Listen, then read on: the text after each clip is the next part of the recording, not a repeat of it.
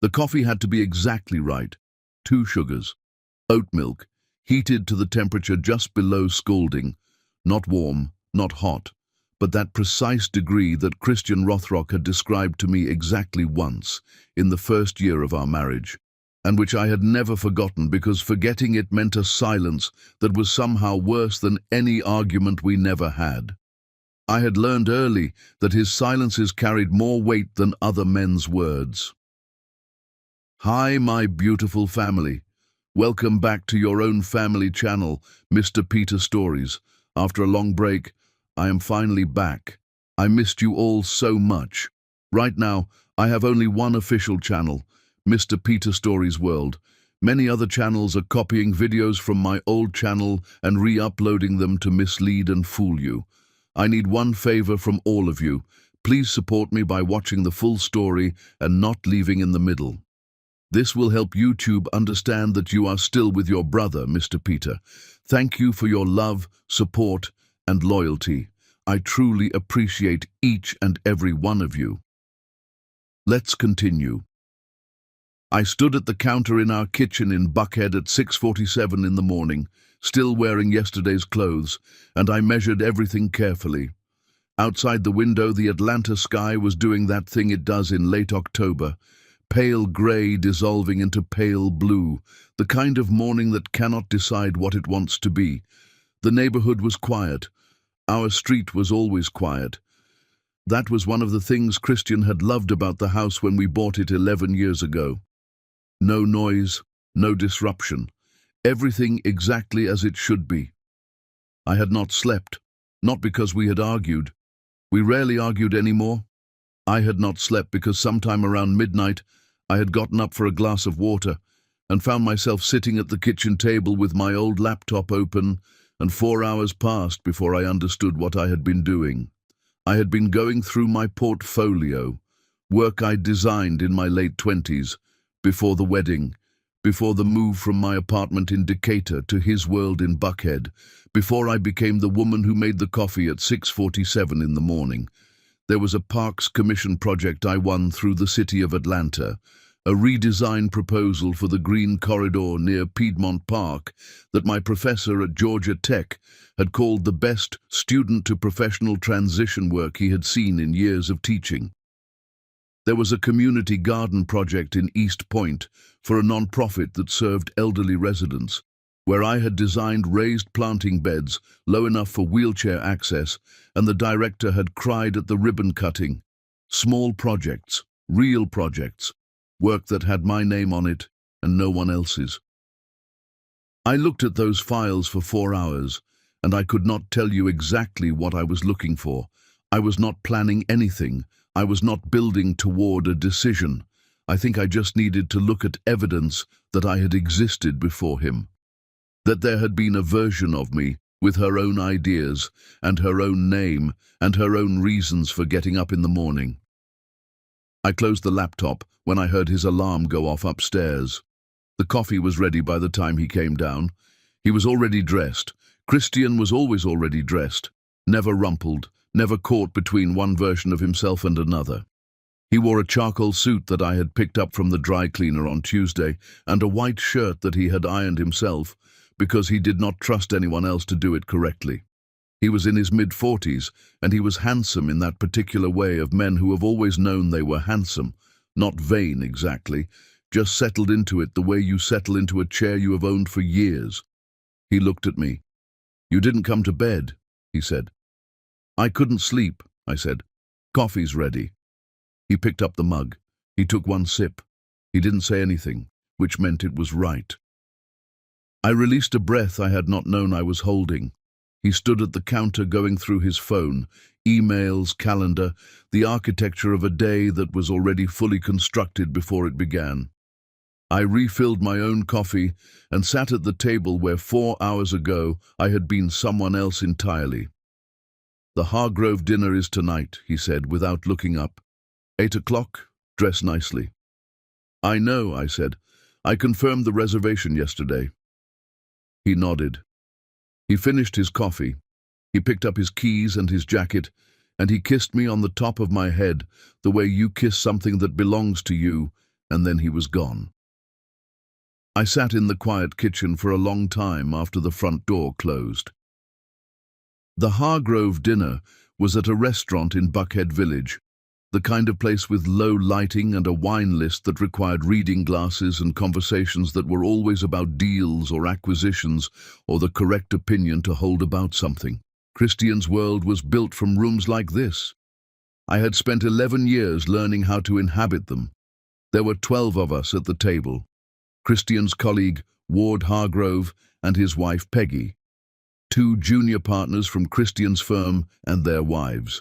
A client from Charlotte, North Carolina, who was in town for the week, and a woman named Diane, who worked in commercial real estate and had recently closed something significant in Midtown. I was seated between Peggy and the client from Charlotte. I wore a navy dress. I had done my hair. I was present and warm, and I asked the right questions, and I laughed at the right moments, because after 11 years of practice, I could perform this dinner in my sleep. About 40 minutes in, during a lull between courses, the client from Charlotte turned to me and asked pleasantly, the way people ask when they are making conversation and do not particularly care about the answer, "And what do you do, Alyssa?" I opened my mouth.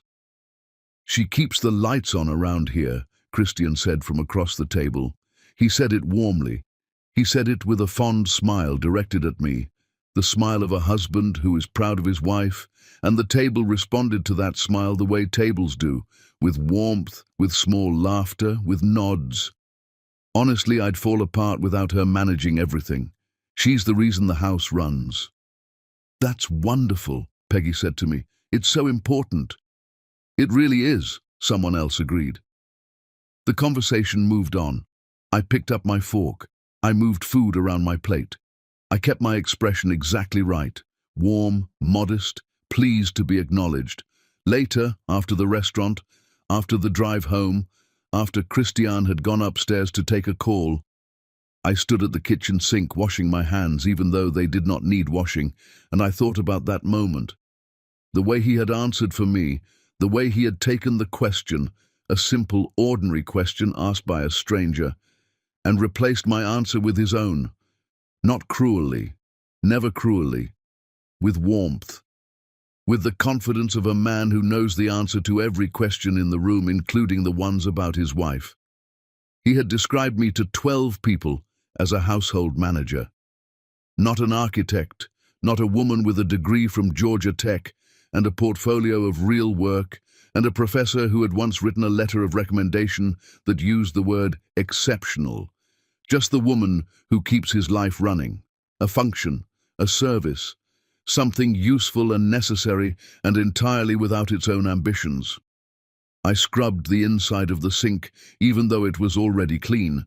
I dried my hands on the kitchen towel and I folded it back over the oven door handle and I turned off the light and I went upstairs. Christian was still on his call. He held up one finger when I passed the doorway. 1 minute. And I nodded and went to the bathroom and ran cold water over my wrists the way my mother taught me when I was a little girl in Decatur, and the world felt like too much. It was something she did when she needed to stay composed. I had been doing it my whole life. I had just never needed to do it in my own home before. I got into bed. I lay in the dark and I listened to the low murmur of Christian's voice through the wall, and I thought about the portfolio on my laptop downstairs, about the Piedmont Park proposal, about the ribbon cutting in East Point where the director had cried. I thought about the question the man from Charlotte had asked me. I thought about the answer I never got to give. Chapter 2. Denver. The call from Denver came on a Tuesday. I almost did not answer it because I did not recognize the area code, and I had developed a habit over the years of letting unknown numbers go to voicemail. Christian had taught me that. He said only people with poor boundaries answer calls they are not expecting. I had absorbed so many of his opinions about the correct way to move through the world that I sometimes could not locate where his thinking ended and mine began. I answered it anyway. I was sitting in the parking lot of a Kroger in Sandy Springs. I had driven there to pick up groceries for a dinner party Christian was hosting on Thursday, and I had been sitting in the parked car for 10 minutes already because the list he had texted me was specific in ways that required planning. A particular brand of sparkling water, a specific variety of French cheese that only one section of this Kroger carried. I had the list open on my phone when the call came through. The woman on the other end introduced herself as Joelle Watkins. She was a lead partner at an urban development firm based in Lodo, lower downtown Denver, and they were in the early stages of a major riverfront redesign project along the South Platte River corridor.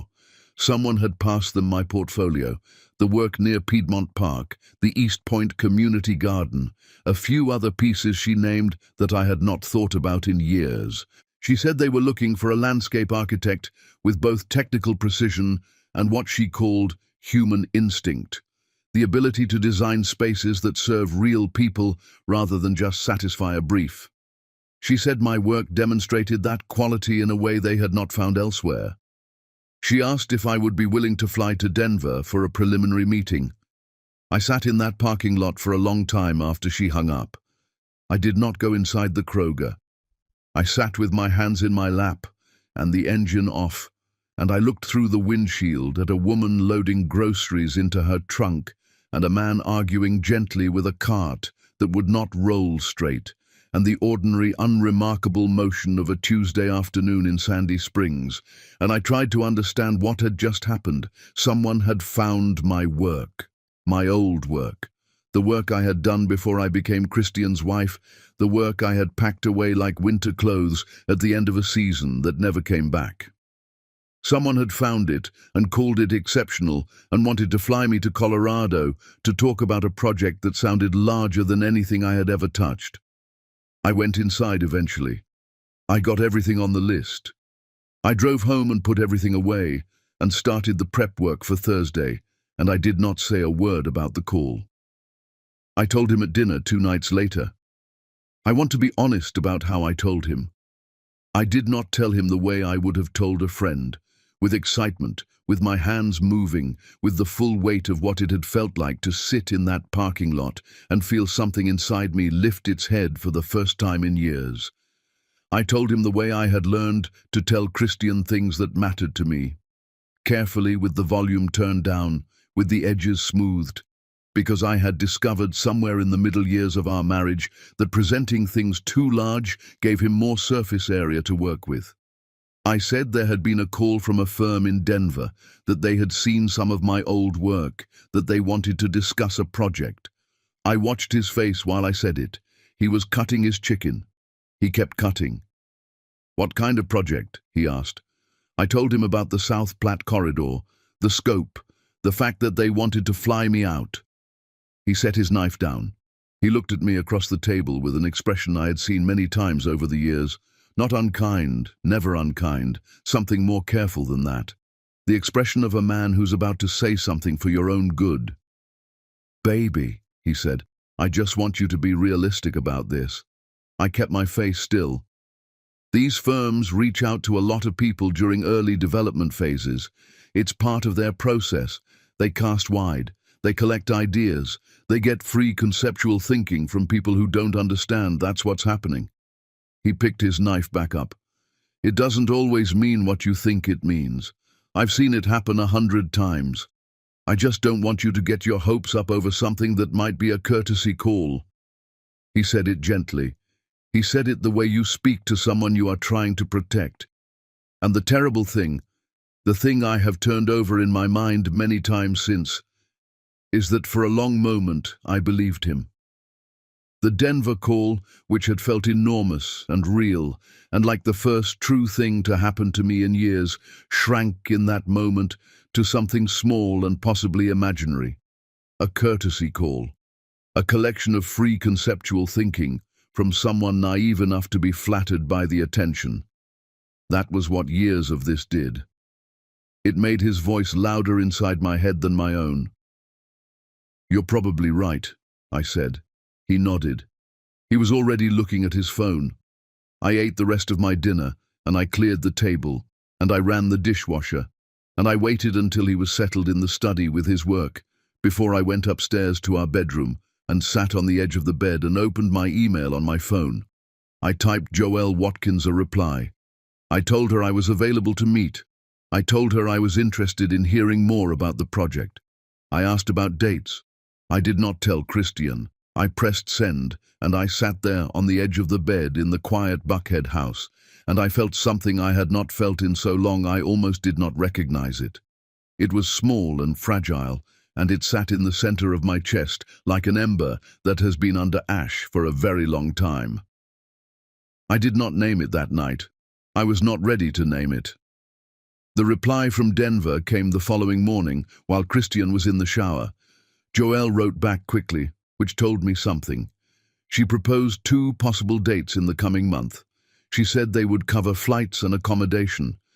She said she had looked more closely at the East Point Community Garden project overnight and wanted to discuss the accessibility design philosophy in particular, that it spoke to exactly the kind of intentional thinking their project required. I read the email 3 times. Then I heard the shower turn off upstairs.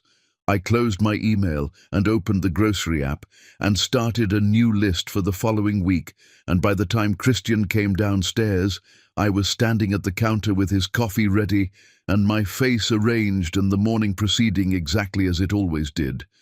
But something had changed in the night, something quiet and irreversible, the way a bone heals. Not loudly, not dramatically, just cellular and slow and certain. I had made a decision without asking permission, and I had not died from it. The house was still standing, the coffee was still right, I was still here. I confirmed the Denver dates that afternoon from my car in the parking garage beneath a dry cleaner in Sandy Springs, while Christian's suits hung in a plastic sleeve in the back seat. I told myself I would tell him. I would find the right moment and the right words, and I would present it the right size, and he would understand. I told myself that. I did not fully believe it. Chapter 3. Charleston. The drive to Charleston always took the same amount of time and always felt longer. 4 hours from Buckhead, down through the Georgia flatlands, across the Savannah River, into South Carolina, where the landscape flattened and widened, and the sky seemed to lower itself closer to the earth. I had made this drive every year of our marriage, once for each annual Rothrock family gathering, and I had never once made it without that quiet tightening in my chest that began somewhere around the Georgia-South Carolina border and did not release until we were back on the interstate heading home. Christian drove. He always drove. He said I followed GPS too literally and missed the better routes. I had stopped arguing about it years ago. This year, the gathering was in late November, a few weeks after the Denver email, and I had quietly confirmed my travel dates with Joelle Watkins and told Christian I was thinking of visiting my mother in Decatur around that time. I had not lied to him yet. I had only arranged the pieces in an order that had not yet required a lie. I told myself there was a difference. Some nights I believed it. The event was held at a hotel ballroom in downtown Charleston, the same venue they used every year, a restored building near the Battery with high ceilings and chandeliers, and the specific smell of old money and fresh flowers that I had come to associate entirely with dread. Christian's family occupied the room the way they occupied every room, completely, historically, as though they had been there first, and everyone else was a guest in their particular version of the world. His mother, Frances Rothrock, greeted us near the entrance. She was immaculate, and she had been calling me Christian's wife for the first few years of our marriage before she graduated to Alyssa, which she pronounced with a faint emphasis on the second syllable that managed to suggest every single time that it was an unusual choice of name. She kissed Christian on both cheeks. She touched my arm briefly. "You look well," she said to me, which in Frances's language meant I had dressed appropriately.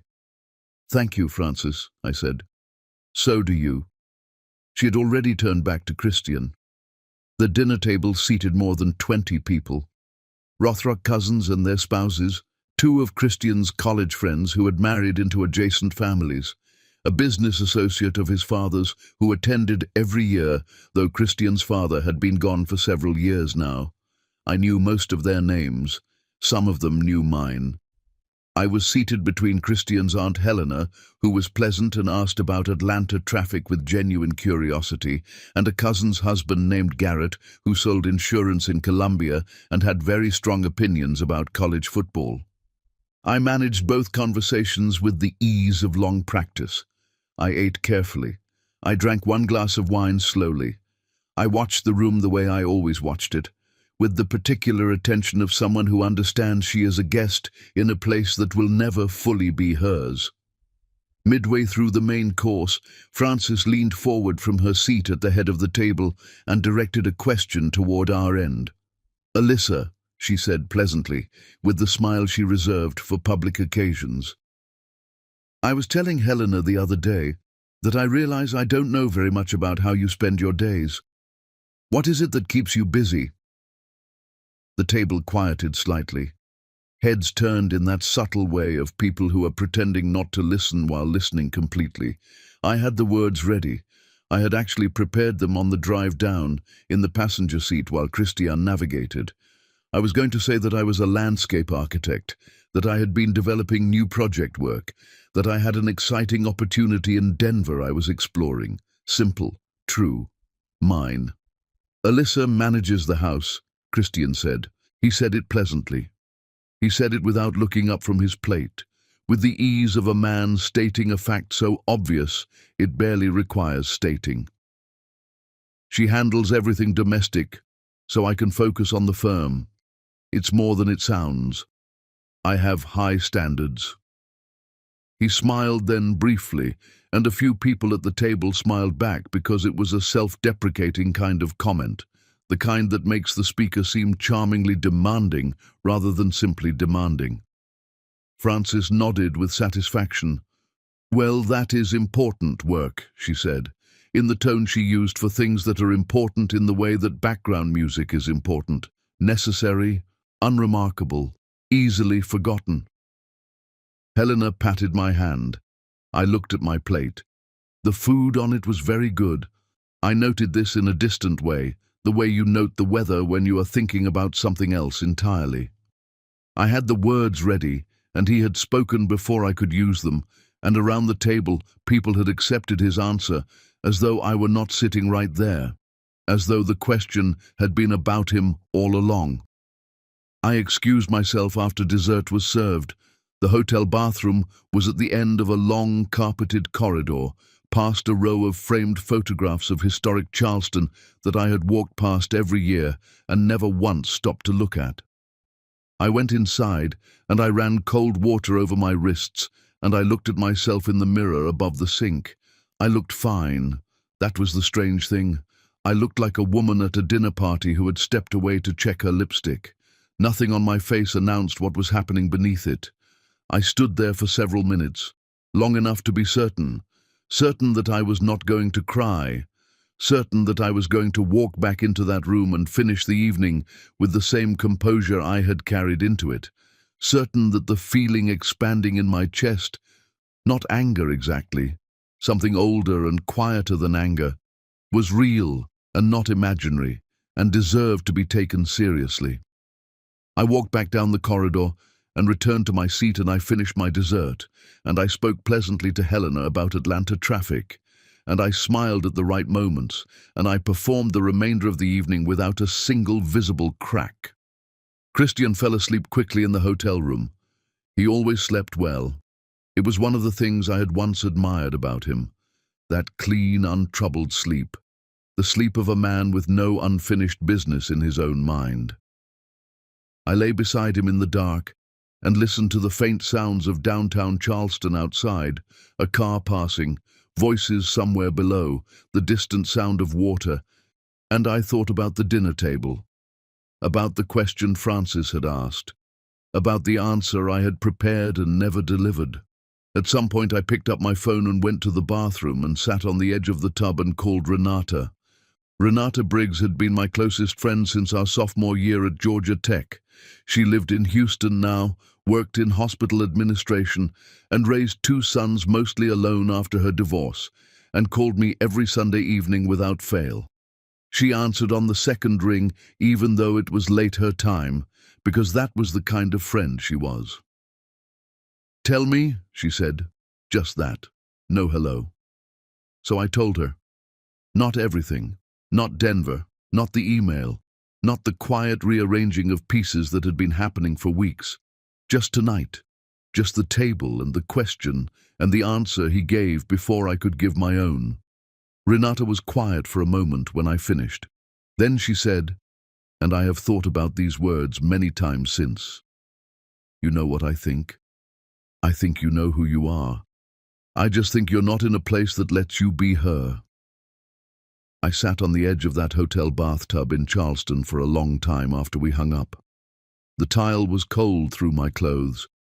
Somewhere in the room Christian slept his clean, untroubled sleep. I thought about Denver.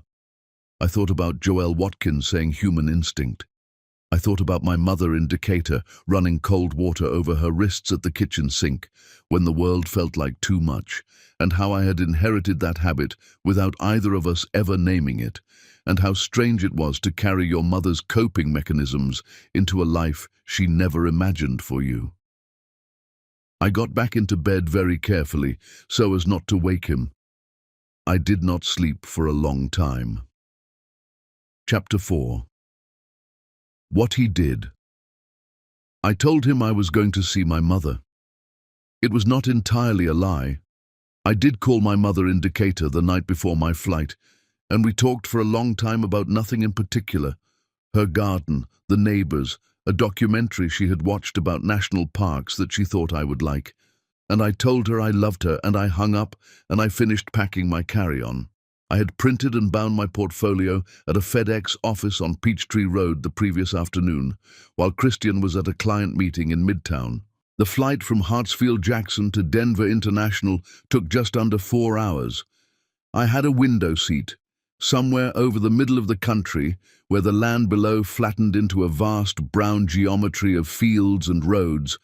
I opened the portfolio on my tray table and read through it one more time, not to revise it, just to remind myself that it was real, that the work in it was mine and had always been mine, and no amount of dinner party interruptions or gentle dismissals had changed that fundamental fact. I closed it somewhere over Kansas and looked out the window and tried not to think about what I was doing. I was flying to Colorado to meet with a firm about a major project without telling my husband.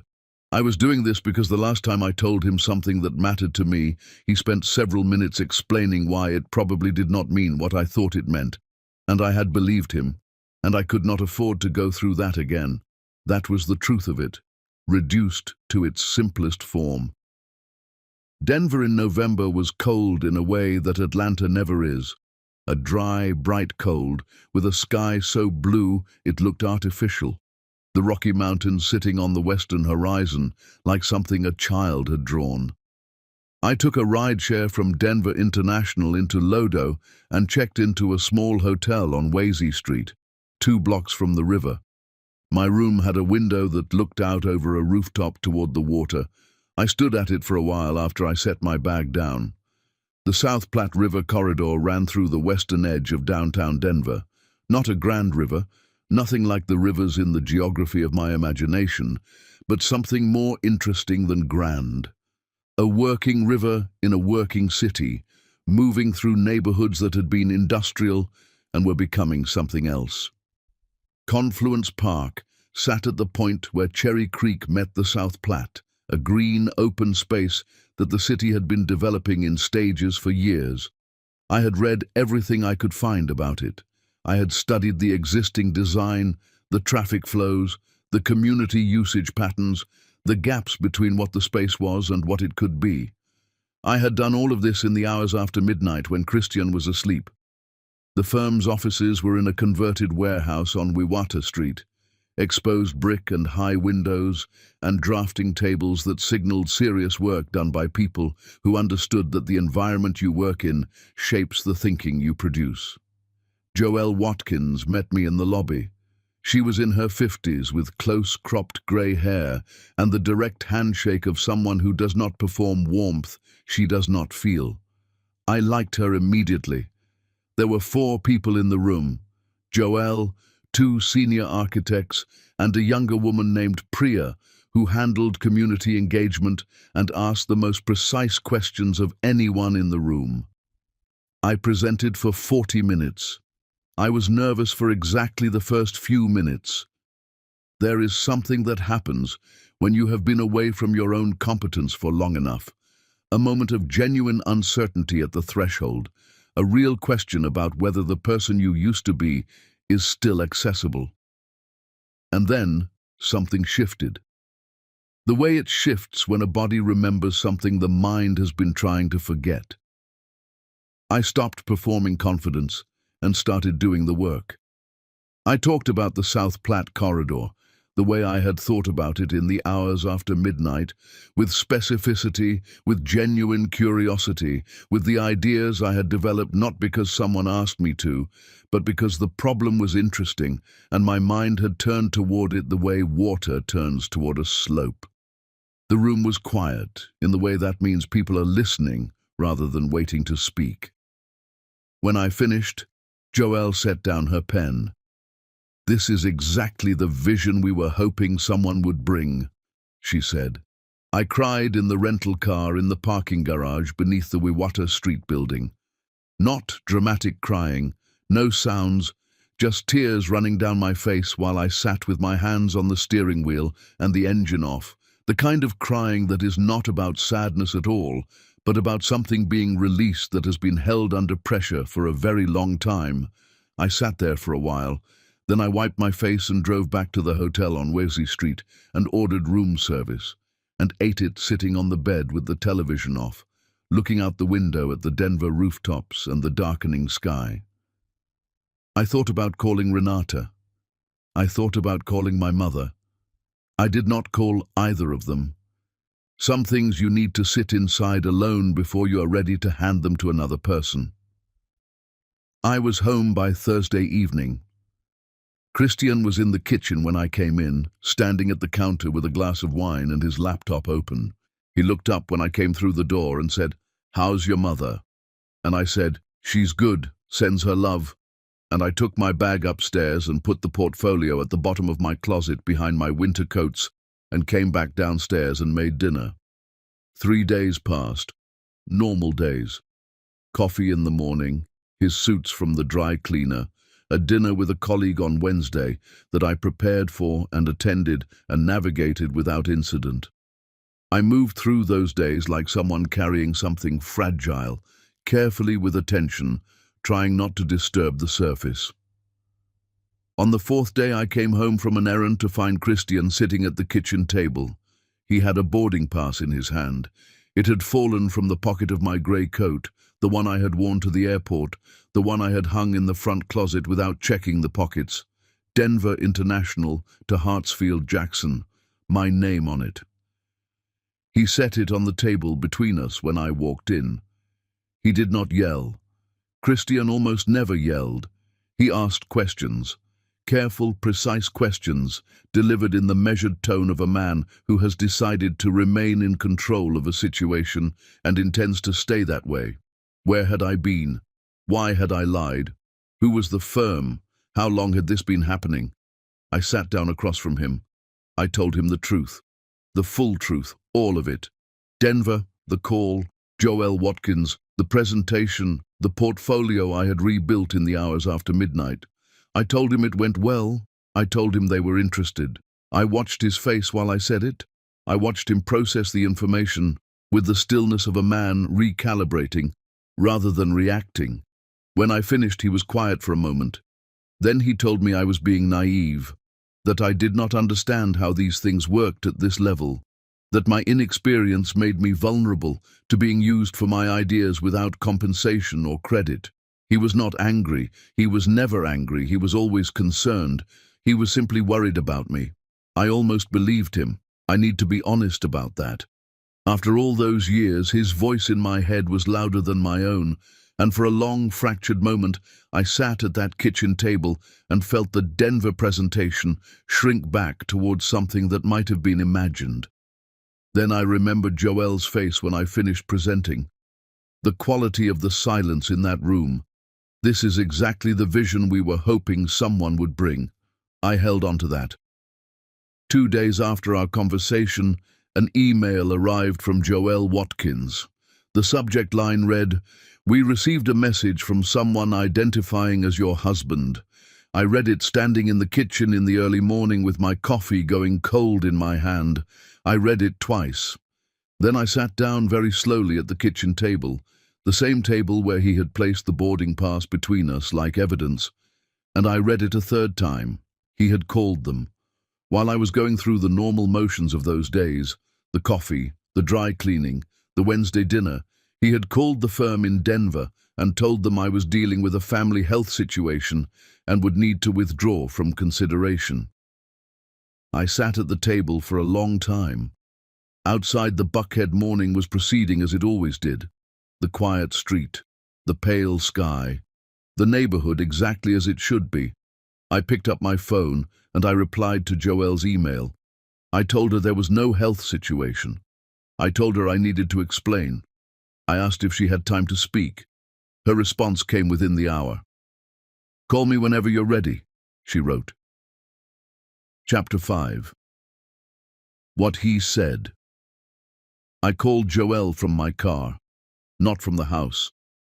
I had learned without anyone teaching me that certain conversations needed to happen outside the walls of that Buckhead home, that the rooms had a way of carrying sound in directions you did not intend, and that Christian had a particular ability to appear in doorways at the precise moment you least wanted him to.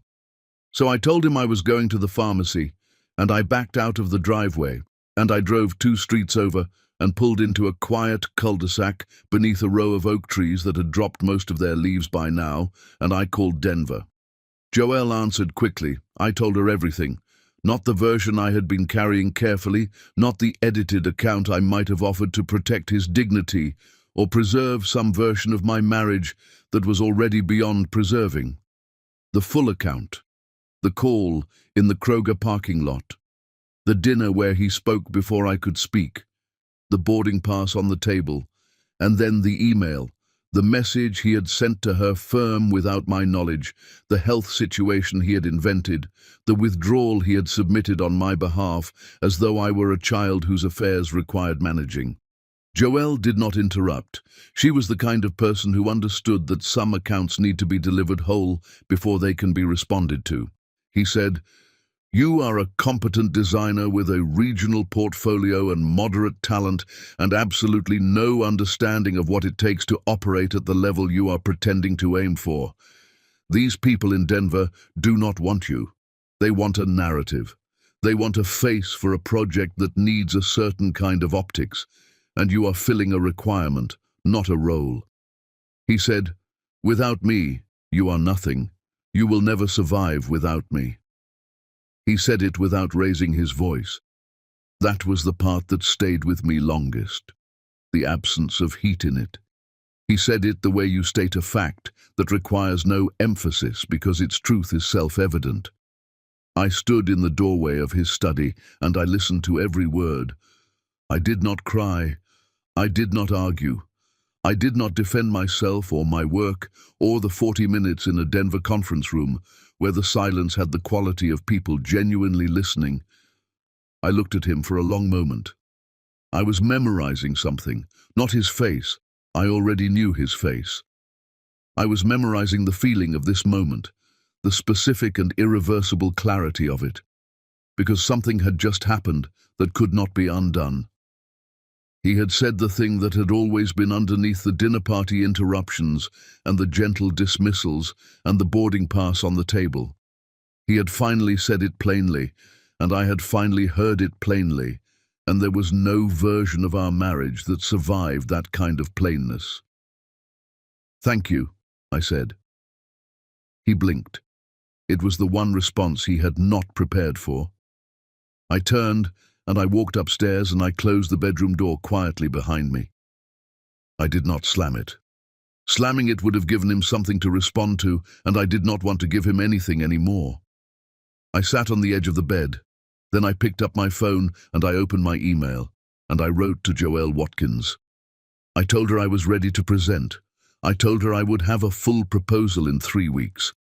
I told her I was sorry for the confusion that had been introduced by outside parties and that it would not happen again. I pressed send. Downstairs I could hear him moving around the study, the sound of the bourbon glass set back on the desk, the book being picked up again, the ordinary sounds of a man who had said the worst thing and did not know yet what it had cost him. I lay back on the bed and looked at the ceiling. The marriage was a cold and quiet apartment now. 2 people existing in parallel lines that would never meet again. We both knew it. Neither of us had said it out loud yet. We did not need to. Some endings announce themselves not with a door slamming, but with a door closing very softly in the dark, and both people on opposite sides of it understanding at the same moment that neither one of them is going to turn the handle. I understood it that night. I believe he did too. Chapter 6. The Rain.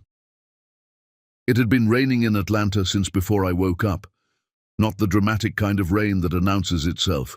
No thunder, no sudden curtain of water against the windows. Just the grey, relentless kind that settles over the city in November, like a decision that has already been made. The kind of rain that turns Peachtree Street into a slow river, and makes the oak trees in Buckhead hang their heads and fills the air with the particular smell of wet Georgia clay that I had known since childhood in Decatur, and that I had always, until recently, associated with comfort. I stood at the bedroom window for a while that morning watching it come down. Christian and I had not spoken about the study conversation since the night it happened. That was nearly 2 weeks ago. We had moved through those days with the careful choreography of 2 people who have reached an unspoken agreement to maintain the surface, while everything beneath it quietly changes shape. We ate meals together. We exchanged the necessary information, schedules, logistics, the name of the plumber who needed to come about the kitchen faucet. We did not touch. We did not argue. We existed in the same house the way 2 weather systems exist in the same sky without merging, parallel, aware of each other, held apart by some atmospheric condition neither one had named yet. His firm's client event was tonight. It had been on the calendar for 2 months. A private gathering at an event space near 10th and Peachtree in Midtown, the kind of evening Christian's firm hosted twice a year for their most significant clients. Cocktails at 7, dinner at 8, the careful cultivation of relationships that were worth several $1 million annually to maintain. I had attended every one of these events in 11 years of marriage. I had worn the right dresses and said the right things and smiled at the right moments and made myself useful in all the invisible ways that wives of men like Christian are expected to be useful without anyone ever saying so directly. He knocked on the bedroom door at 4 in the afternoon. When I finished, there was a brief silence. "Alyssa," she said, "I want to ask you something directly. Is any part of what he told us true? Is there anything going on that would prevent you from taking this on?" "No," I said. "There is nothing." Another silence, shorter. "We called you," she said, "not your husband. We saw your work and we made a decision based on your work, and that decision has not changed." A pause. "Can you still present a full proposal in 3 weeks?" I was sitting under those oak trees in the cul-de-sac 2 streets from my house, and the November light was coming through the bare branches in long, thin lines, and I thought about the kitchen table and the boarding pass, and the way his voice in my head was sometimes louder than my own. "Yes," I said, "I can." "Good," Joelle said. "Then let's proceed." I drove back home and I made lunch and I folded laundry and I did all the ordinary things that needed doing, and I waited. I waited because I had learned that timing mattered with Christian, that there was a particular window, not too soon after a thing, when his position was still hardened, and not too late, when the subject had passed and raising it again became the problem rather than the thing itself. I waited until after dinner, after the dishes, after he had settled in the study with a glass of bourbon and his reading. Then I stood in the doorway and I told him I needed to talk. He looked up from his book. He read my face the way he always read my face, quickly, efficiently, extracting the information he needed. He set the book down. "You called Denver," I said. I was not asking. He did not deny it. That was the thing about Christian. He was not a man who denied things. Denial was beneath him. He explained things. He contextualized them. He arranged the facts of his actions into a shape that made them not just acceptable, but generous. "I was protecting you," he said. "You called my professional contact and told them I had a health crisis. I told them you were dealing with a family situation, which is true. We are dealing with a family situation. You have been lying to me and disappearing to Colorado and conducting some kind of secret professional life without a single conversation with your husband." He was calm. He was always calm. I handled it the way I thought was best. "You had no right to do that. I have every right to be concerned about my wife making decisions that are going to embarrass her." "Embarrass me?" I said it flatly. Not a question. Just the words returned to him so he could hear them. "Alyssa." He stood up. He was not angry. He was never angry. That was the architecture of it. He was always the reasonable one, and I was always the one being managed. "You have been out of the professional world for years. You don't have the current relationships. You don't have the updated credentials. You don't have the standing to walk into a major project and be taken seriously. These people were flattering you. That is what firms do in early development. They collect enthusiasm from people who don't know better, and they use it for free and they move on." "Joelle Watkins called me back this morning," I said. "After your message. She called me back and asked if I could still present." Something moved across his face. Fast. Gone before I could name it fully, but I caught it. A flicker of something that was not concern and was not anger. Something I had not seen on his face before. Or perhaps something I had seen for years, without understanding what I was looking at. He recovered in less than a second. "Then she's stringing you along," he said. "She wants to see what you'll do. It's a test, Alyssa, and you're failing it by taking the bait." I looked at him across the study, the bourbon on the desk, the book face down on the armchair, the room that was entirely his in a house that was supposedly ours. "Tell me what you actually think," I said. "Not the version you've packaged for my benefit. What do you actually think about me and this project?" A silence, and then he told me. I have replayed what he said many times since that night. In the months that followed, I would find it surfacing at unexpected moments. In the middle of a site meeting in Denver, waiting for a flight at Hartsfield-Jackson, standing in my small Virginia Highland apartment in the dark.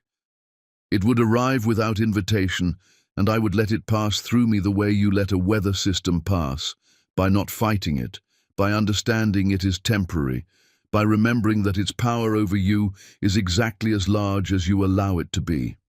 He said, "Without my name, without my connections, without me standing behind you, you are not who you think you are. You never were. I know your work, Alyssa. I have watched your career for years, and I know exactly what you are capable of and what you are not." He still knocked now. That had changed in the last 2 weeks. "The car is at 7, he said through the door. "Be ready." "I'll be ready," I said. I wore burgundy. I had bought the dress 2 years earlier for a charity event in Charleston, and I had not worn it since. It fit well. It was the kind of dress that did what you needed a dress to do in a room full of people who were paying attention to everything, present without being loud, beautiful without announcing itself. I did my hair carefully. I put on the pearl earrings that had belonged to my grandmother in Decatur. small and real, and entirely mine, in a way that almost nothing else I wore to these evenings was. I looked at myself in the bathroom mirror for a moment before I went downstairs. I knew, looking at that reflection, that this was the last time. I did not know exactly what that meant yet, or what shape it would take, or how the evening would end. But I knew it, with the certainty of a woman who has finally stopped arguing with what she already understands. This was the last time I would stand in this bathroom and prepare myself to perform this marriage in a room full of his colleagues. Something was going to end tonight. I could feel it the way you feel a change in air pressure before a storm. Not the storm itself, just the absolute certainty that it is coming. Christian was waiting in the foyer. He looked at me when I came downstairs, and something moved across his face that I could not fully read. Appreciation, perhaps, or something more complicated than appreciation. The expression of a man who is aware of what he has, and aware simultaneously that he has mishandled it. He did not say anything. He held the door open. The rain had not let up. The venue was a restored space in Midtown, high ceilings, warm lighting, the kind of room that had been designed to make everyone inside it feel like they were exactly where they should be. There were perhaps 60 people when we arrived. I recognized some faces, knew fewer names than I probably should have after all these years of attending, and moved through the room beside Christian with the practiced ease of long habit. I got a glass of sparkling water. I found a conversation with a woman named Carol, who worked in commercial development and had a genuine curiosity about landscape architecture that surprised me.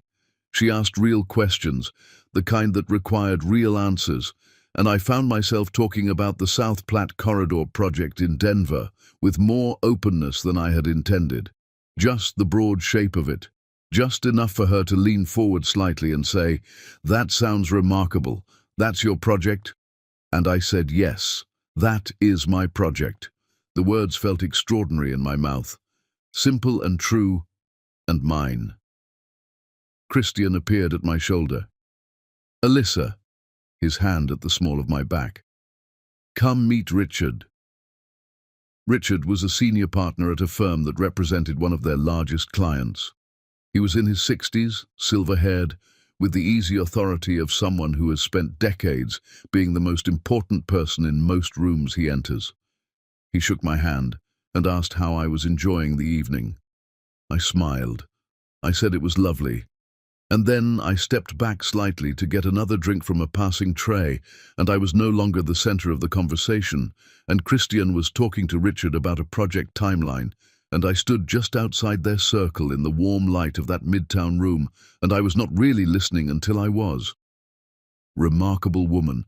She handles everything on the home front so I can stay focused. Honestly, it's a full-time job in itself managing my life. Richard glanced at me with the polite smile of a man acknowledging a piece of furniture that has just been mentioned. She's never really found her footing professionally. It's been a challenge managing that alongside everything else, but she keeps the house running, which is...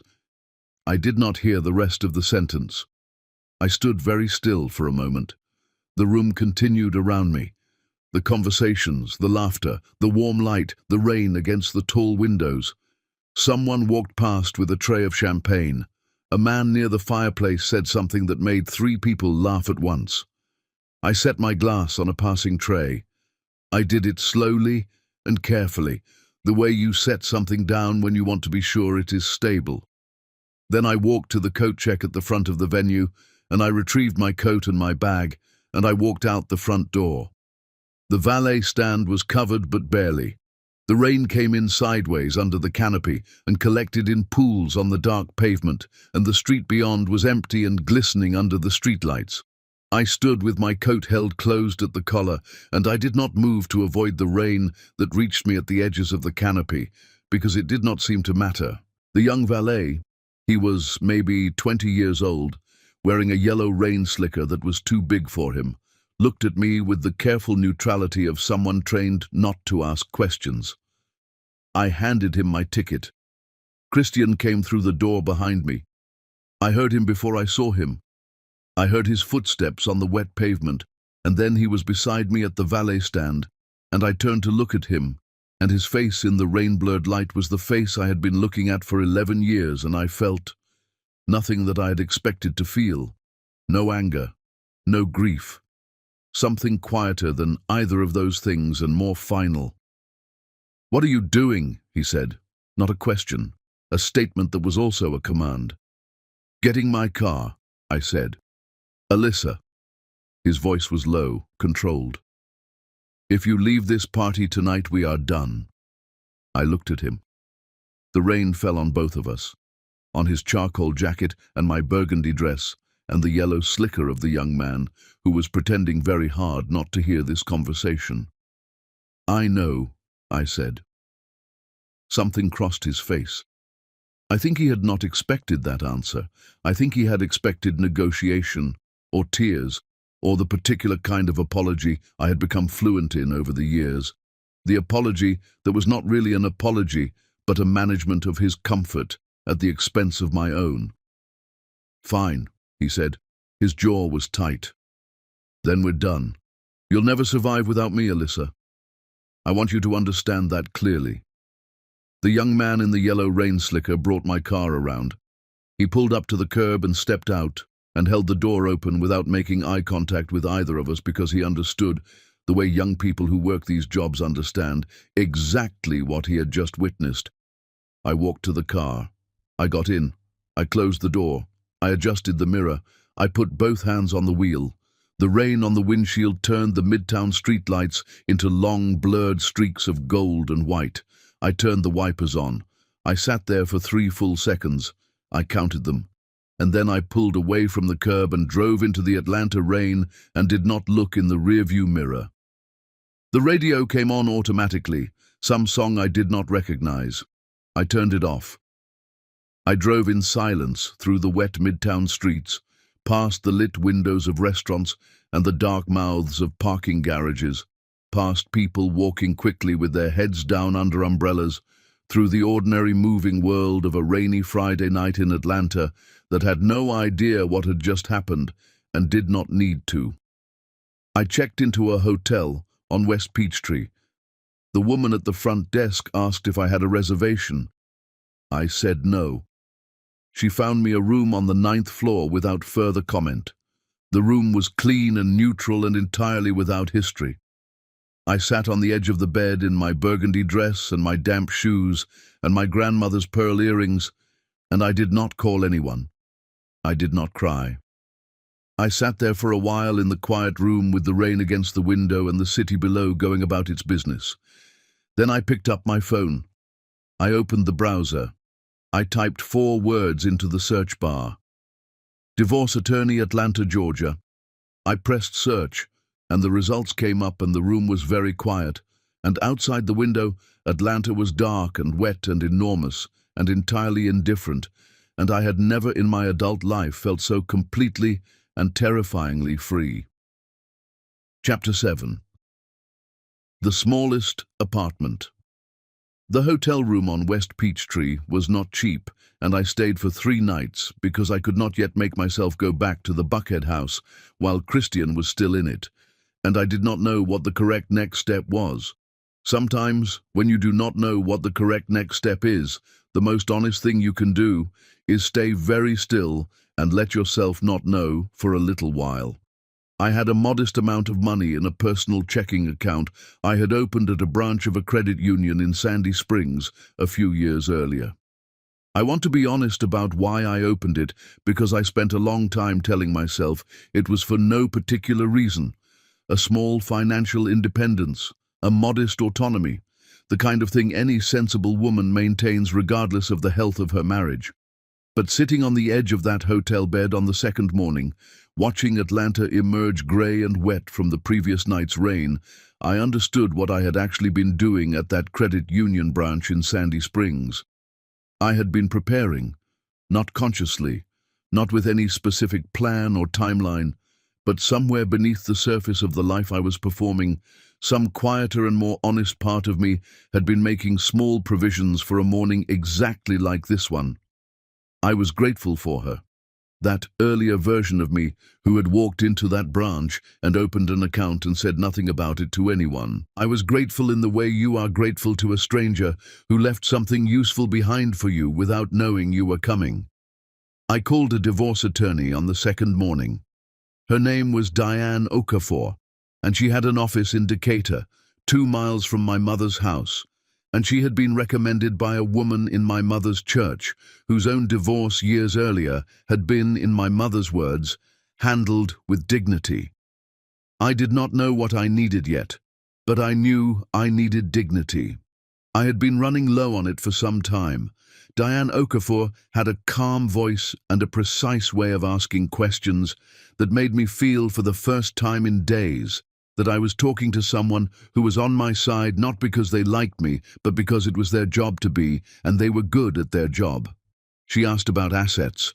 The Buckhead house, purchased years ago, both names on the deed, joint accounts. His firm, which was his alone and had been before the marriage. My professional history and current earning status. She asked about children, and I said no, and there was no emotion in my voice when I said it, because that particular grief was old enough by now to have scar tissue over it, and I had learned to move around it rather than through it. She told me what to expect. She told me it would not be fast, and it would not be simple, and there would be moments when I would want it to be over so badly that I would consider accepting terms that were not in my interest just to end it sooner. She told me not to do that. She said it the way a doctor tells you not to stop taking medication before the course is finished, with the authority of someone who has watched people make that mistake and understands exactly what it costs them. I understand, I said. Good, she said. Come in on Thursday. I went back to the Buckhead house on the third day, when I knew Christian would be at the office. I took what I needed. Not everything. I did not want everything. I did not want to drag the weight of that house into whatever came next. I took my clothes, my laptop, my grandmother's jewelry box, the small framed photograph of my mother and me at my Georgia Tech graduation that had sat on my nightstand for years, and the portfolio I had hidden behind my winter coats in the closet. I took the coffee maker from the kitchen because I had bought it, and it made good coffee, and I needed at least one thing in my next life that worked reliably. I loaded everything into my car in 4 trips. The house was very quiet. It had always been quiet, but this was a different quality of quiet, the quiet of a place that knows it is being left. I stood in the kitchen doorway for a moment before I went out the last time, all those mornings. The counter where I had measured his coffee, the table where he had placed the boarding pass between us like a piece of evidence, the window where the Atlanta sky did its October thing, pale grey to pale blue, unable to decide what it wanted to be. I turned off the kitchen light. I closed the front door behind me, and I did not go back. The apartment in Virginia Highland was on the 3rd floor of a building on North Highland Avenue, 4 blocks from a coffee shop and 2 blocks from a park where people walked dogs in the early morning. It was furnished, a couch the color of old mustard, a bed frame that was sturdy if not beautiful, a kitchen table with 2 chairs that wobbled slightly on the right side. The window in the main room looked out over a parking lot. It was not a view. It was the absence of a view. I told myself this was fine. The first night I sat on the mustard couch with a pizza I had picked up on the way from a place on Ponce de Leon, and I ate it out of the box and looked at the parking lot and thought, this is the smallest I have ever lived. Then I thought, no, this is the freest I have ever lived. Those are different things. I was still learning to tell them apart. Christian froze the joint account shortly after I filed. I had expected this. Diane Okafor had told me to expect it, but the moment I tried to use my card at a grocery store on Ponce de Leon and it declined, something cold moved through me anyway.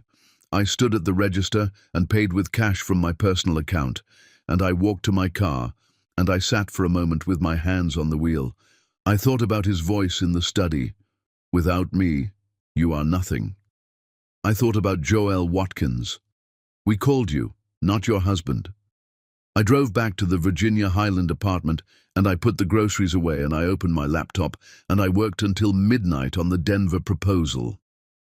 My mentor from Georgia Tech was a man named Professor Richerℹ, who had been teaching landscape architecture for more than 2 decades and who had written the letter of recommendation that used the word exceptional, and who had, when I had drifted away from professional work in the early years of my marriage, never once made me feel the weight of that drift when we occasionally crossed paths at alumni events.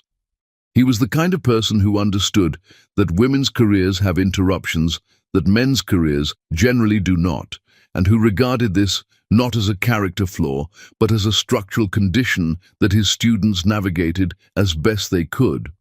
I called him from the Virginia Highland apartment on a Sunday morning, a few weeks after moving in. I told him the broad shape of what had happened. I did not tell him everything, just enough. He was quiet for a moment when I finished. Then he said, "I always thought you left too early." He connected me with a design collective in Inman Park, a shared workspace where 4 independent architects and 2 landscape designers operated out of a converted Victorian on Edgewood Avenue. They had a desk available. The rate was modest. The community was real. I moved my laptop and my portfolio and my coffee maker to that desk on a Monday morning in December, and I sat down and I started working. A few weeks into December, a small design blog based in Atlanta ran a short piece on emerging landscape projects with regional impact. They mentioned the South Platte River Corridor redesign in Denver. They mentioned my name. 1 paragraph, a handful of words. My phone buzzed that afternoon with a text from a number I recognized immediately, Christian. He did not say congratulations. He said, "I noticed a piece online about the Denver project. The conceptual framework they're describing sounds consistent with thinking we developed together over the years. I'd like to understand how you intend to handle attribution going forward." I read the message twice. I sat at my desk in the Inman Park Collective with the afternoon light coming through the Victorian windows and the sound of someone's printer running in the next room, and I held the phone in my hand and I thought about every conversation we had ever had about my work, every dinner party where he had spoken before I could speak, every gentle dismissal, every boarding pass, every word from the study that I had memorized without meaning to. I put the phone face down on the desk. That evening, Renata called from Houston. She skipped the hello entirely. "Girl," she said, "Christian is asking about you. Like asking. He brings you up to everybody. Every conversation somehow ends up back at Alyssa."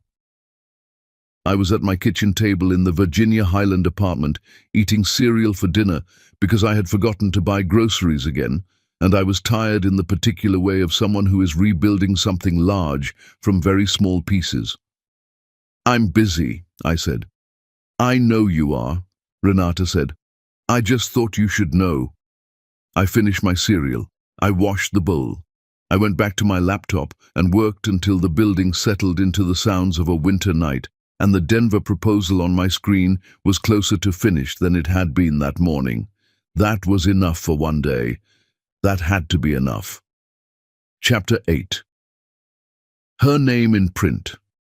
January in Atlanta is the month the city forgets it is in the South.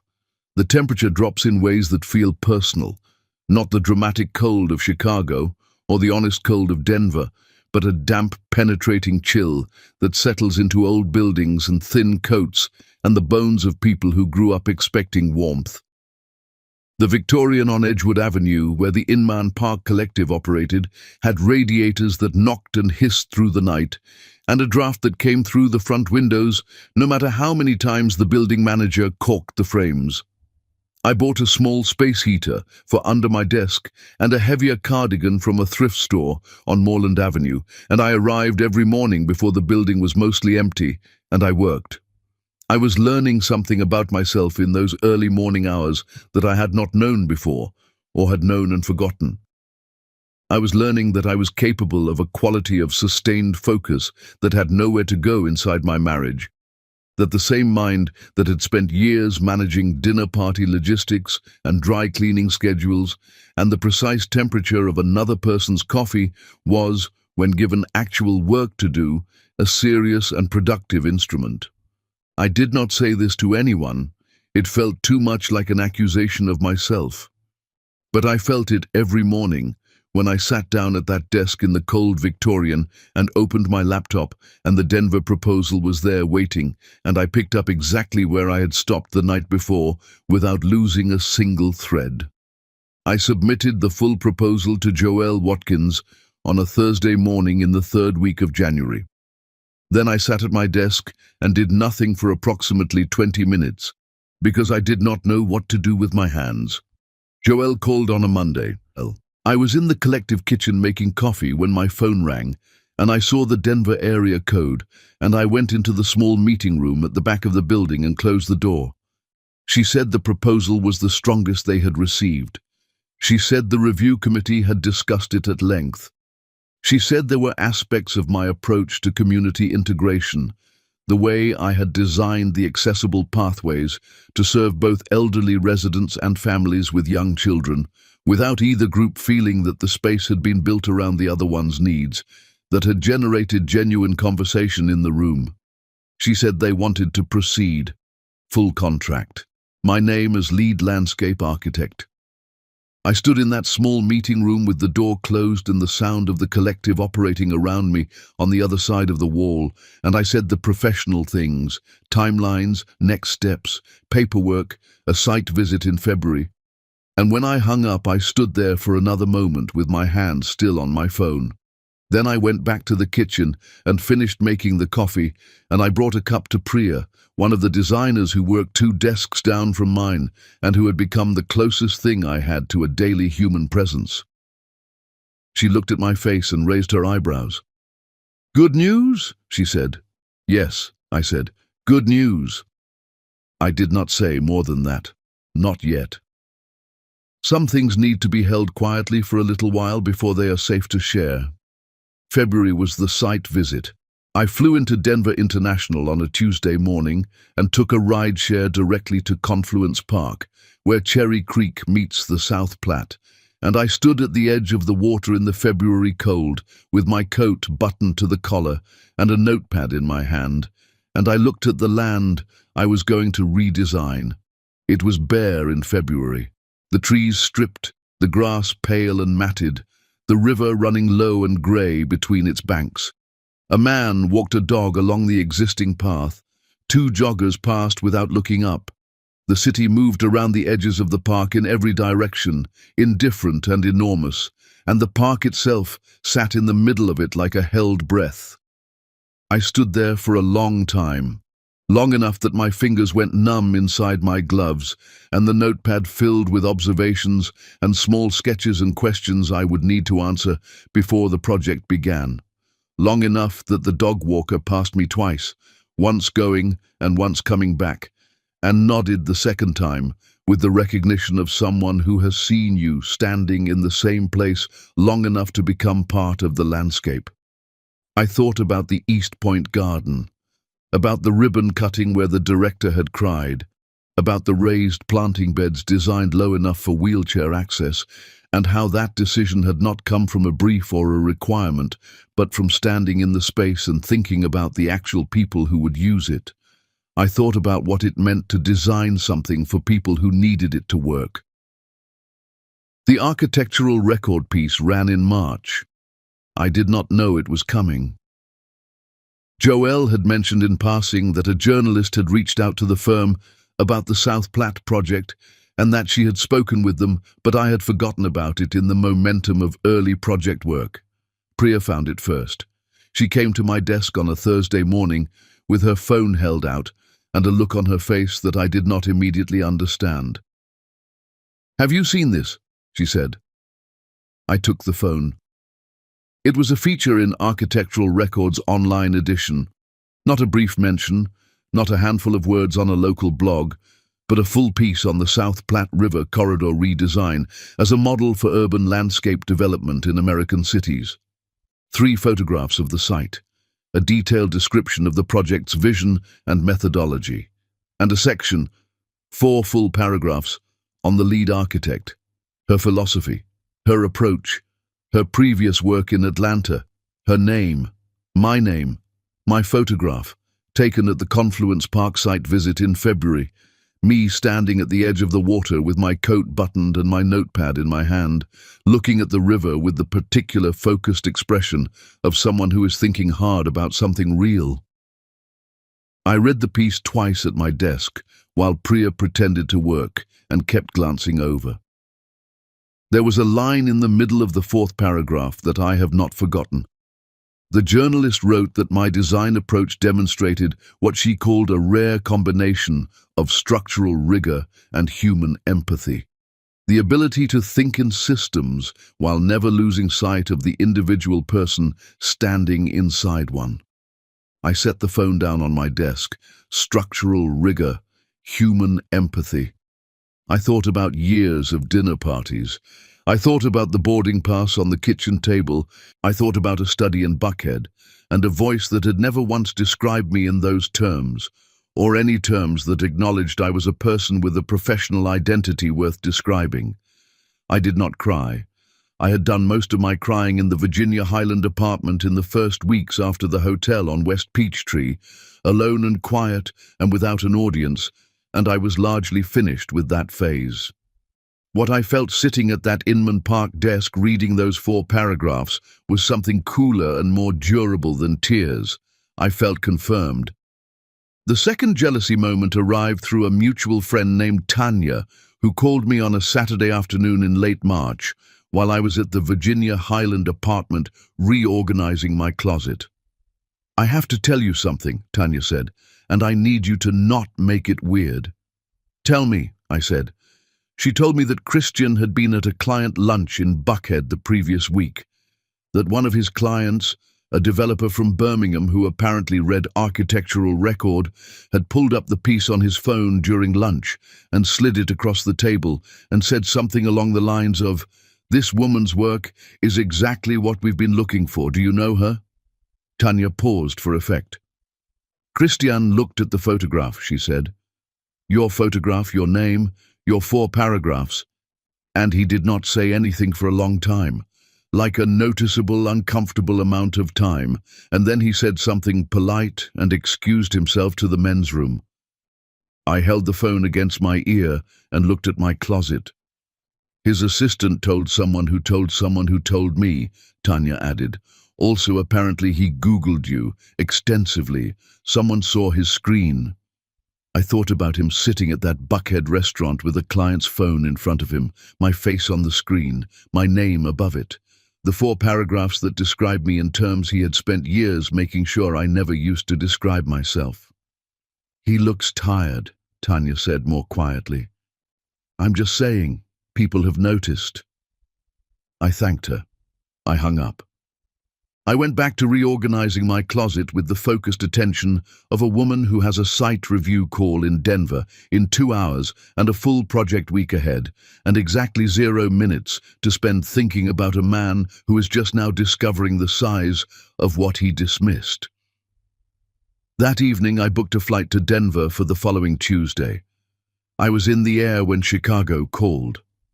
I did not answer because my phone was in airplane mode, and I did not see the voicemail until I landed at Denver International and walked off the jetway into the clean, cold air of the concourse and turned my phone back on. A woman named Harriet Osei, a firm based in River North, Chicago. She said she had read the Architectural Record piece. She said she would like to have a conversation when I had time. She said, and I stood in the Denver concourse with my carry-on and my coat over my arm, and the airport moving around me in every direction, and I read the words carefully. She said that the kind of thinking described in that article was the kind of thinking her firm had been looking for in a partner for some time. A partner, not a contractor, not a lead on a single project. A partner. I stood in the Denver concourse for a moment longer than necessary. Then I picked up my bag and I walked toward the exit and the cold Colorado air and the work that was waiting for me, and I saved Harriet Osie's number with a small, careful label that said simply, Chicago.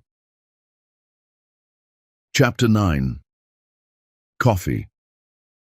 The divorce was taking longer than I had hoped, and exactly as long as Diane Okafor had told me it would take. That was the thing about Diane. She was never wrong about the difficult parts.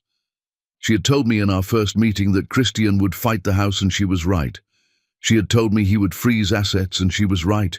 She had told me there would be a moment when I wanted to accept unfavorable terms just to make it stop, and she was right about that too. That moment came on a Tuesday in February when I was sitting in her Decatur office going through a counter-proposal his attorneys had submitted, and the number of pages involved and the precision of the obstruction contained in those pages made me feel briefly and completely that I would agree to almost anything to never have to sit in that office again reading documents about the decomposition of years of my life. I did not agree to anything. I texted Renata from the parking lot afterward. She called back in minutes. "Don't you dare," she said, before I had spoken a single word. "I wasn't going to," I said. "You were thinking about it." "I was thinking about it," I admitted. "Alyssa Campbell," she said, in the voice she had been using on me since our sophomore year at Georgia Tech, when I had considered dropping Professor Achebe's advanced studio because the workload was breaking me.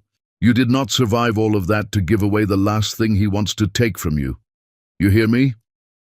I heard her. I went back inside and told Diane to hold firm. Spring came to Atlanta the way it always does. Suddenly, almost rudely, the trees along North Highland Avenue going from bare to fully leafed in what felt like a single weekend. I ran the South Platte project from my Inman Park desk and from Denver, on the weeks I flew out, and from the kitchen table in the Virginia Highland apartment on the late nights when the work demanded more hours than the day contained. I hired 2 people, a young landscape designer named Kwame, who had graduated from the University of Georgia 2 years earlier, and brought a precision to technical drawings that I admired immediately, and a project coordinator named Bess, who was in her early 50s and had spent 2 decades in construction management and knew how to talk to contractors in the specific language that made things actually happen on the ground. The 3 of us worked well together. That surprised me. Not that they were good, I had hired them because they were good, but that the experience of leading a team was something I had apparently always been capable of and had simply never been given the conditions to find out.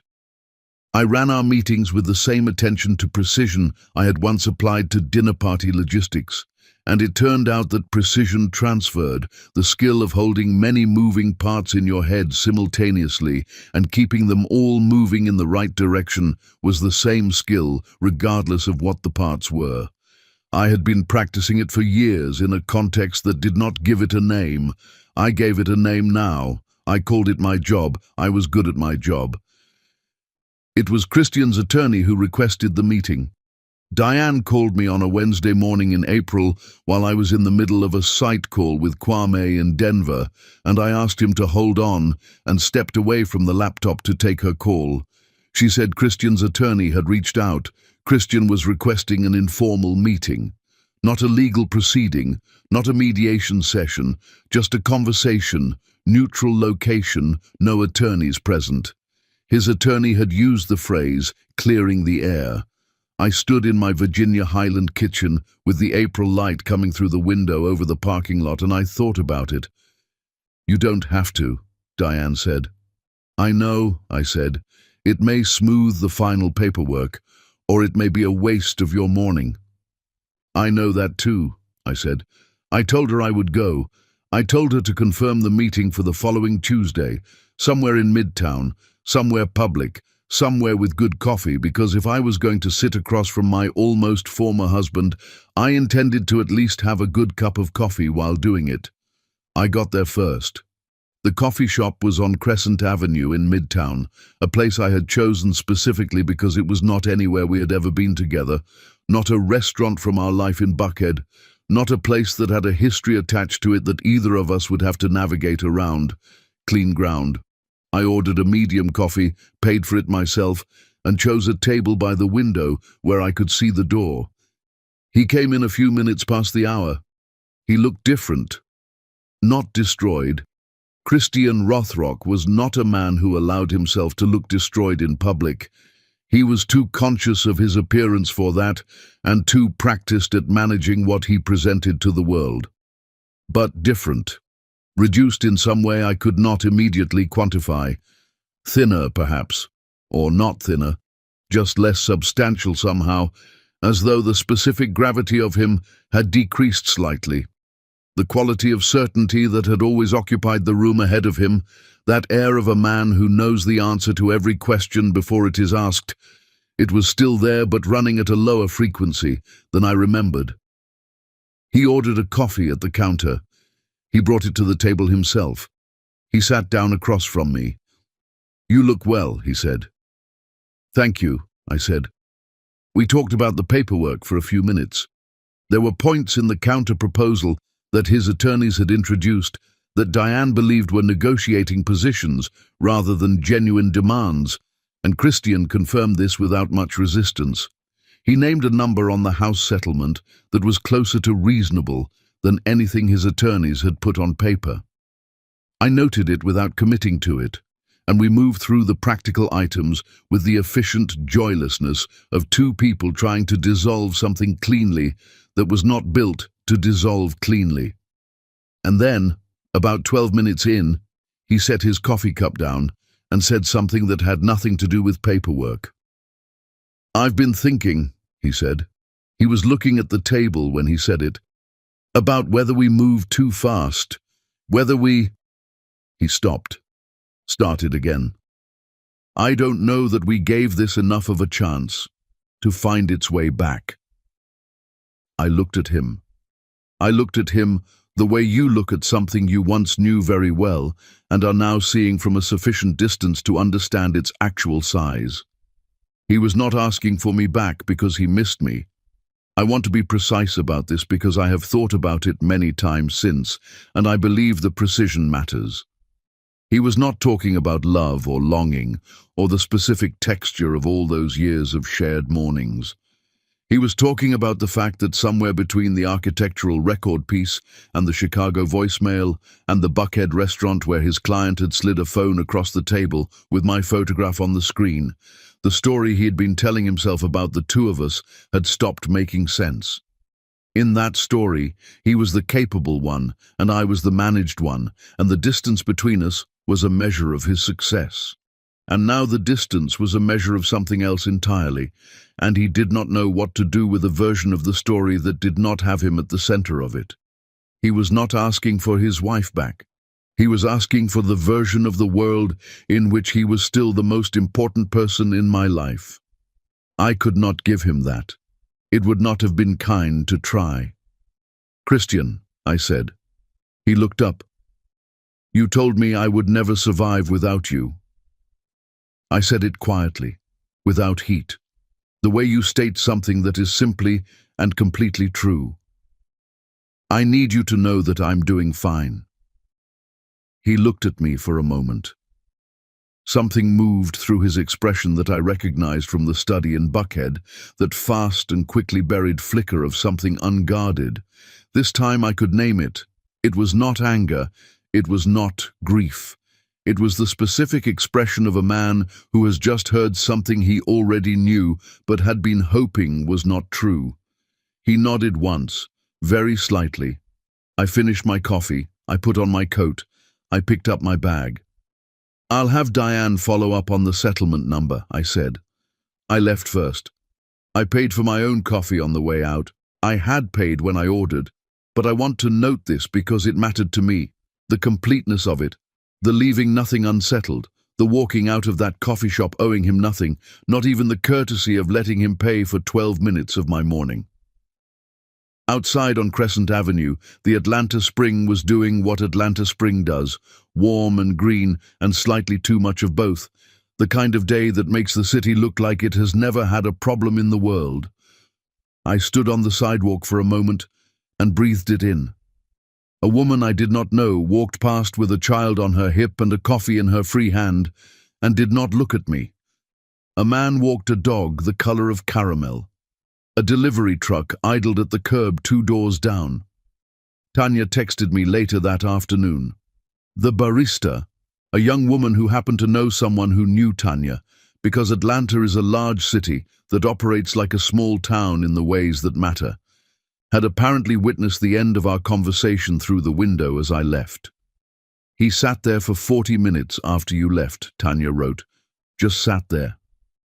I read the text once. I put my phone in my bag. I had a project call with Kwame and Bess in 20 minutes. I had a flight to Denver on Thursday. I had a voicemail from Chicago that I had not yet returned because I wanted to be ready for it when I did. Wanted to sit down with a clear head and a clean hour and give that conversation the full attention it deserved.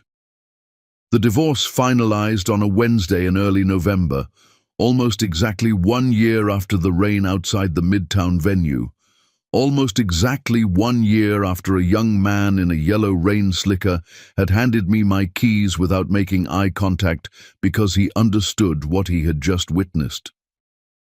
The Fulton County Courthouse in downtown Atlanta is not a beautiful building, but it has the particular gravity of places where things become official, where the invisible is made visible, where what has already been true in every real sense is finally recorded as true in the formal sense that the world requires. I wore a green coat I had bought myself from a boutique on Virginia Avenue a few weeks earlier. Not for the occasion exactly.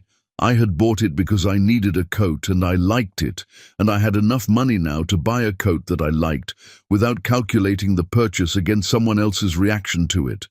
But I was glad I had it on that morning. It was a good coat. It was mine. I signed where Diane indicated. I shook her hand. I walked out through the courthouse doors into the November air, grey and cool, the Atlanta sky back in its undecided mode, pale grey to pale blue, neither one thing nor the other. I stood on the courthouse steps for a moment. I almost called him. I want to be honest about this because I think it is the most honest thing in the entire story. I stood on those courthouse steps with my phone in my hand, and I almost called Christian Rothrock, not to say anything cruel, not to gloat, not even to close something, just because for 11 years he had been the first person I told things to. The small things, the large things, the things that happened in the middle of ordinary days that needed to be handed to another person before they became too heavy.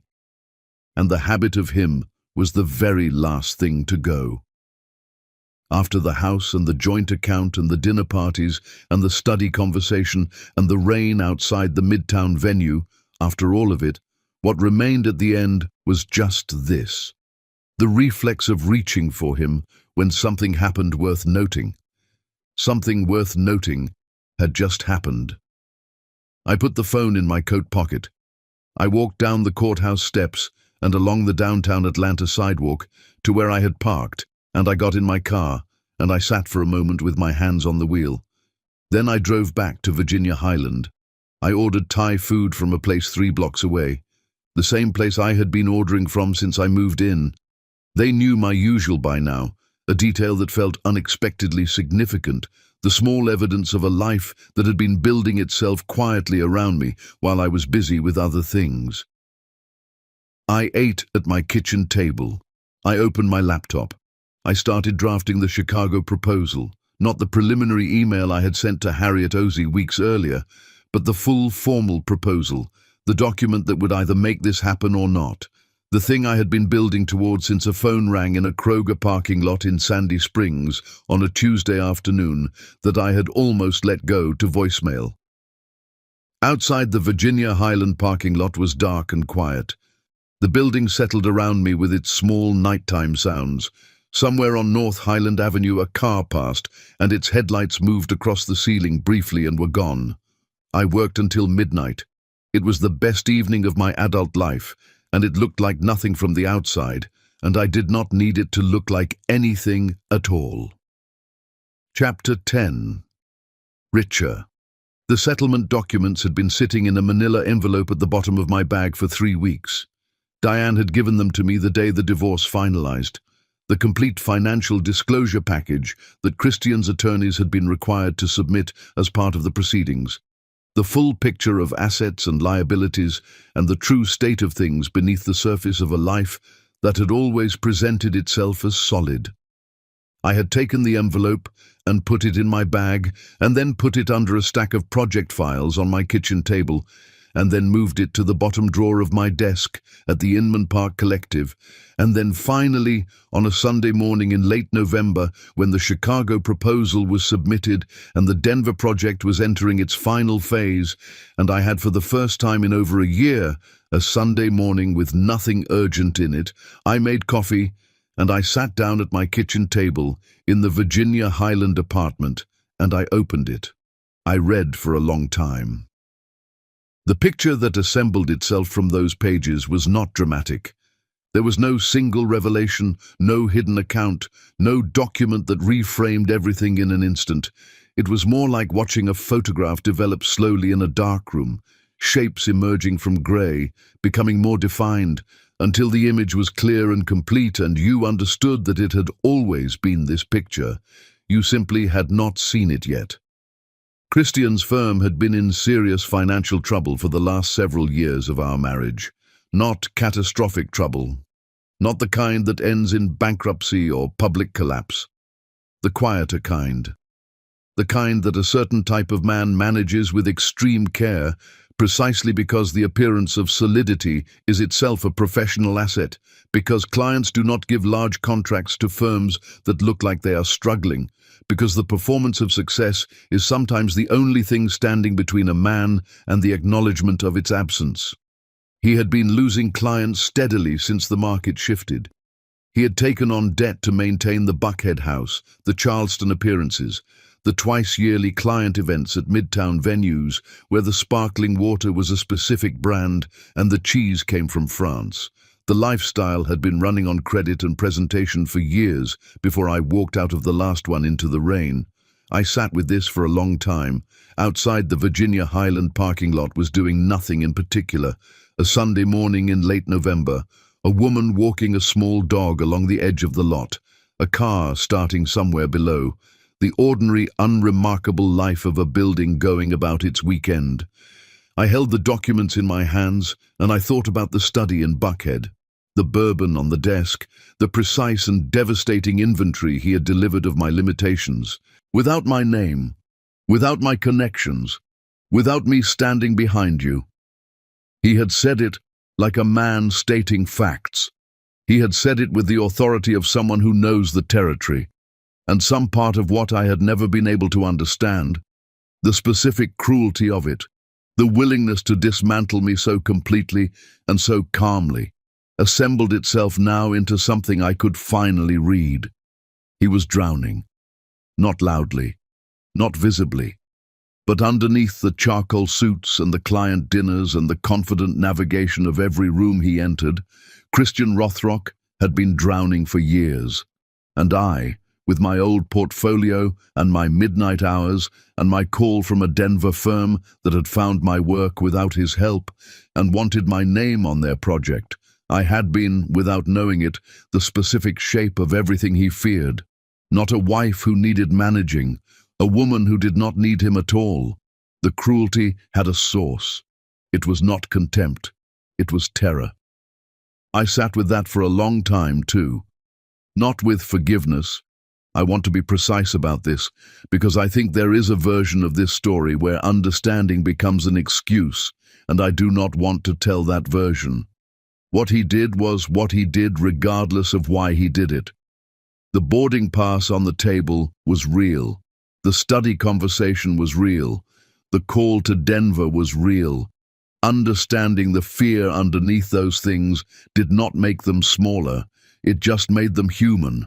And somehow, that was the thing that finally allowed me to put them down.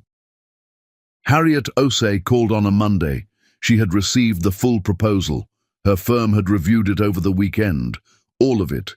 The methodology, the portfolio, the Denver project documentation, The vision statement I had rewritten several times before I was satisfied that it said exactly what I meant and nothing it did not mean. She said the partners had discussed it at length. She said there was genuine excitement in the room.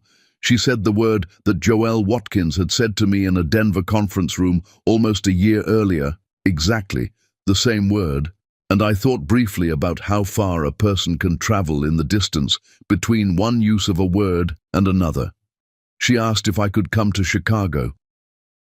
River North in December is cold in the way that Chicago is always cold in December.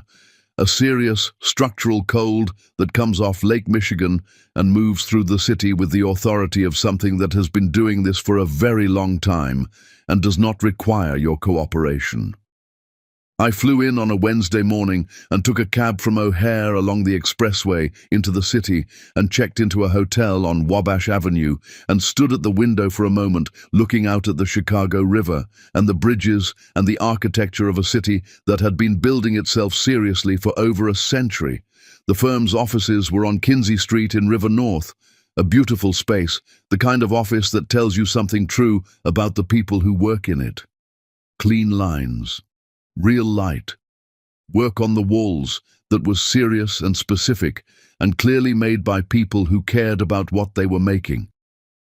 Richerℹ was 60 years old and Ghanaian American and had founded the firm more than 2 decades earlier with one partner and a philosophy about urban spaces that she described when I asked, as the belief that the design of a city is a moral act. I wrote that down in my notebook and put a small mark beside it. The partnership offer was real and complete and larger than anything I had allowed myself to imagine in the early mornings at the Inman Park Collective with the space heater running under my desk, my name on the door. Equity, a team, a mandate to bring the methodology I had developed on the South Platte project to new urban sites the firm had already identified, in Detroit, in New Orleans, in Baltimore, cities with rivers and histories and communities that needed someone to stand in their spaces and think seriously about the actual people who would use them. I signed the partnership agreement on a Thursday afternoon in a conference room on Kinzie Street with Lake Michigan somewhere beyond the windows and Richerℹ across the table and a cup of coffee that had gone cold at my elbow because I had forgotten to drink it. Campbell Studio. My name on the door. I asked if I could have a few minutes alone in the space before the small celebration Harriet had organized for that evening. She smiled, the smile of a woman who understood exactly what she was agreeing to, and she left me there. I walked to the door of my office. My name on the glass in clean letters, applied that morning by someone with steady hands and a level. I put my palm flat against it. The glass was cool. The letters were solid beneath my hand. I stood there for a moment that I did not time and did not try to extend and did not analyze while it was happening, because some moments are ruined by the attempt to hold them, and this one I simply let be what it was. The news about Christian's firm reached me the way most news reached me now, through the informal network of people who knew people who knew people. The Atlanta channels that had been carrying information about both of us in both directions for over a year. His firm had lost a major municipal contract in Charleston, a redevelopment project along the Cooper River waterfront, the kind of commission that anchors a firm's reputation in a region, the kind that Christian would have wanted badly and pursued carefully. The competing firm's winning proposal had cited, in its foundational methodology section, the South Platte River Corridor project as a primary influence, had cited the published architectural record piece, had cited by name the lead architect's approach to accessible community-centered design. My name, in a winning proposal, in Charleston, his city, his industry, the waterfront of the place where his family had sat at long tables for generations, and his mother had asked me what I did with my days. I did not feel triumph when I heard this. I want to be honest about that too, because I think the honest version of this story requires accounting for what you actually feel rather than what makes the better ending. What I felt was something quieter than triumph and more lasting, something close to completion. The specific feeling of a circle closing, not with a dramatic click, but with the soft and certain way a well-made thing settles into its final position. His message came 3 days later. I did not see it immediately because I had not checked that thread in weeks. I was in Chicago by then, in the River North office, working with Kwame remotely on the Detroit site assessment and learning the particular rhythms of a new city and a new team and a new version of my own name that I was still growing into. I saw it on a Thursday evening when I was getting my coat to leave. 3 words. You did well. I read it once. I stood in my coat in the River North office with Chicago going dark outside the windows and the city lights beginning to matter the way they do at that hour, and I held the phone in my hand. I thought about typing something back. I considered it genuinely. Not to wound him, not to deliver a final line that would make the story feel complete in the way stories like to feel complete. I just considered whether there was anything true and useful that could be said between us now. I held the phone and I thought about it. There was not. I put my phone in my coat pocket. I turned off my office light. I took the elevator down to the street and walked out into the Chicago December cold, the serious structural cold that comes off the lake and moves through the city without asking permission. And I turned up my collar and I walked. The message stayed in my pocket unanswered. It stayed there through the walk to the hotel on Wabash Avenue and through dinner alone at a restaurant on Clark Street where the food was very good and the room was warm and I ate slowly and read a book and bothered no one. It stayed there through the night and into the morning when I flew back to Atlanta and drove from Hartsfield-Jackson to Virginia Highland in the early evening traffic and unlocked my apartment door and stood for a moment in the kitchen that had become, without my fully noticing, home. I never answered it, not because I was cruel, not because I needed the last word or the closed door or the clean ending that makes the story feel finished. Because I was busy, because there was work on my laptop that needed doing and a flight to Detroit on Monday and a team that was waiting and a city with a river running through it where people needed someone to stand in the space and think seriously about what it could become. Because the 3 words he sent me were the last words of his story, and I was in the middle of mine and his story, and mine had stopped being the same story on a rainy November night outside a midtown venue, when a young man in a yellow rain slicker handed me my keys, and I drove into the dark without looking back. He told me I would never survive without him. But I was never trying to survive. I was trying to build something, and I did. And the only thing that ever stood between me and that something was the 11 years I spent believing his version of me over my own. I knew my version now. I was just getting started. The lesson for my audience from this story. There is a particular kind of loneliness that nobody warns you about. The loneliness of standing in a room full of people who know your name, but not one of them knows what you are capable of. For years, I let one man's fear of my potential become my own belief about my limitations. I mistook his need to keep me small for evidence that small was all I was. The most dangerous prison is the one built from another person's words, because there are no visible walls, and you convince yourself you are standing in the open air while you are barely breathing. What I know now is this. The moment someone tells you that you cannot survive without them, what they are really confessing is that they cannot survive the version of you that exists without them. Christian was not describing my weakness. He was describing his own terror. I spent 11 years shrinking myself to fit inside his comfort, and the day I stopped, I did not fall apart. I simply remembered the size I had always been. Your gifts do not disappear because someone refuses to acknowledge them. Your potential does not expire because someone needs it to. The right opportunity will find the real you, not the managed version of you. And when it does, no one's permission is required to answer.